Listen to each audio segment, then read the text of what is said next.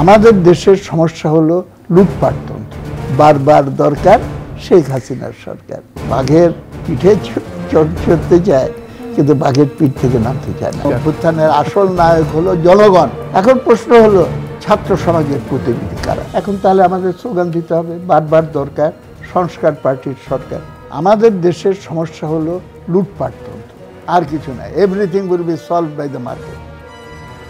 এবং এই চিন্তা নিয়ে যখন একটা রাষ্ট্র চলতে থাকে তখন সেটা অবশ্যম্ভাবীভাবে আমাদের মতো গরিব দেশে সেটা অবশ্যম্ভাবীভাবে লুটপাটতন্ত্র, প্যারাসাইটিক। শেখ হাসিনার সরকারের ফিলসফি কী ছিল?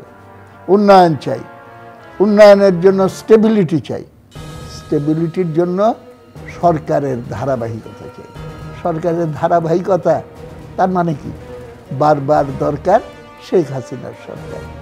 সুতরাং পাওয়ার ইজ ভেরি লুক্রেটিভ, খুব লোভনীয়, এবং ক্ষমতা কেউ ছেড়ে দিতে চায় না। বাঘের পিঠে চড়তে চায় কিন্তু বাঘের পিঠ থেকে নামতে চায় না। ক্ষমতার লোভ, এই যে পুঁজিবাদী ব্যবস্থা, এই যে কিছু মানুষ লুট করে নিয়ে যাচ্ছেন, তার বিরুদ্ধে তো আমরা এক হয়েছি। আমি মনে হয় এক বলতে কি বোঝায়? Unity and uniformity are not the same thing.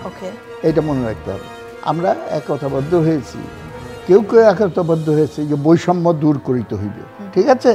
আপনি বলবেন যে সবাই তো একমত হয়ে গেল এই পয়েন্টে।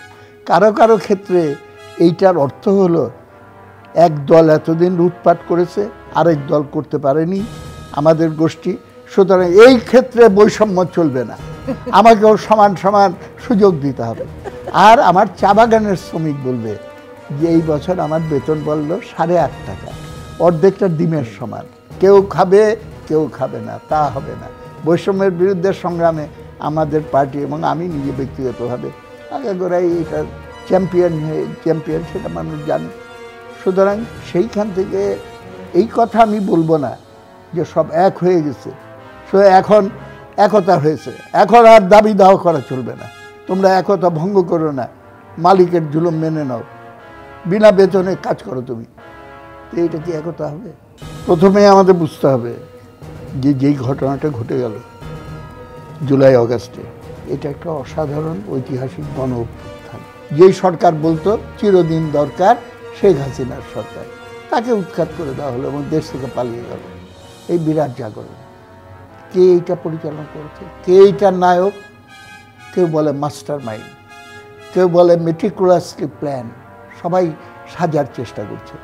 রবীন্দ্রনাথের একটা ছোট্ট কবিতা আছে রথযাত্রা নিয়ে। রথযাত্রা মহা ধুমধাম, মাটিতে লুটায় মানুষ করেছে প্রণাম। রথ ভাবে আমি দেব, পদ ভাবে আমি, মূর্তি ভাবে আমি দেব, হাসে অন্তর্যামী। আমাদের এই গণ অভ্যুত্থানের আসল নায়ক হলো জনগণ। ইউনূস সাহেবকে আমি এটা বলেছি যে দেখেন, আমি কিন্তু পাবলিকলি বক্তৃতা করে বেড়াচ্ছি, পাবলিককে বলছি যে ভাই আপনারা মনে রাখবেন, জমি বর্গা দেওয়া যায়, স্বার্থ বর্গা দেওয়া যায় না। হাসিনার উপরেও না, খালেদার উপরেও না, ইউনূসের উপরেও না, সেলিমের উপরেও না। ওর জন্য নিজের স্বার্থ নিয়ে নিজের লড়াই করতে হবে এবং এই জায়গাটাই করতে হবে। এখন প্রশ্ন হলো ছাত্র সমাজের প্রতিনিধি কারা?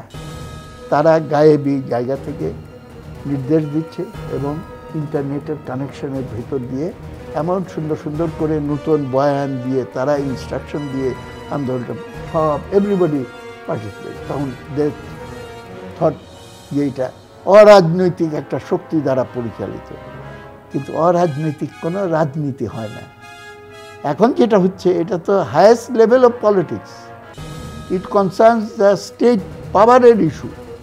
সুতরাং এখন তো আর এটা কেউ দাবি করতে পারবে না যে আমরা অরাজনৈতিক।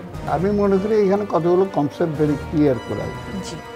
প্রথম কথা আমি বলতে চাই, কেউ কেউ বলার চেষ্টা করছে এইটাই শেষ সুযোগ, যা সংস্কার করার এখন করতে হবে। তো এইটা আমার শেখ হাসিনার স্লোগান মনে করাই দেয়। সে বলতো বারবার দরকার আওয়ামী লীগের সরকার। এখন তাহলে আমাদের স্লোগান দিতে হবে বারবার দরকার সংস্কার পার্টির সরকার।